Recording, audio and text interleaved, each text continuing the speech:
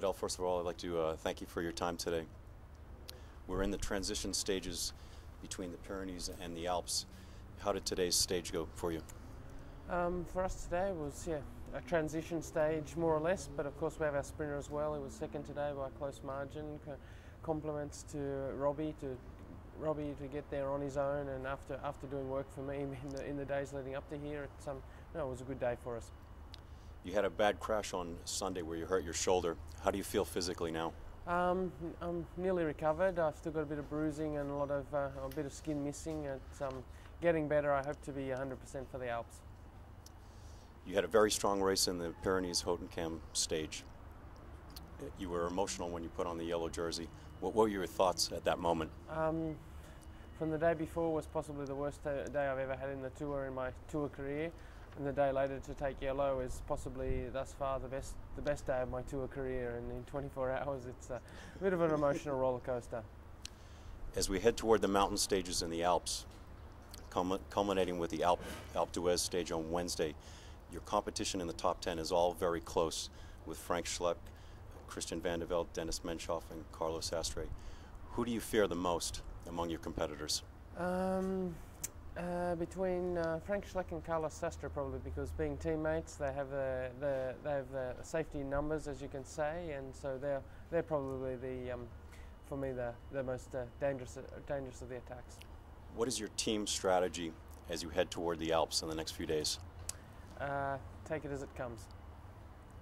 Which stage will be the hardest, do you think, in the Alps? Alpe d'Huez, absolutely. It's the longest, it's the hardest, and it comes so late in the race.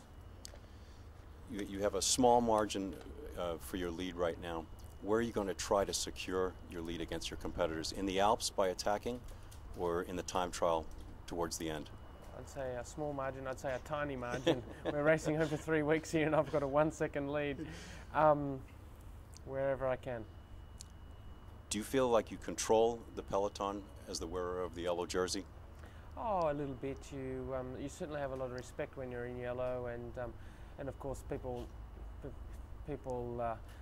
understand that you've got a pretty hard task to carry the yellow jersey, and I'd say I'm very respected by my peers, and more so than ever before now that I'm in yellow. Are you thinking about Paris already? No, day by day. The fans seem to be enjoying this tour a lot, although there have been some bad surprises. Were you surprised by the doping problems with Ricardo Rico and the Sonia Duval withdrawal from the tour? Of course, I'm very, very sorry for the image of cycling. Yeah, of course I have an opinion about it, but like I said before, I don't have much nice to say. Okay. You may be the first Australian to win the tour. What do you feel about that? It's not something I give much thought to be honest.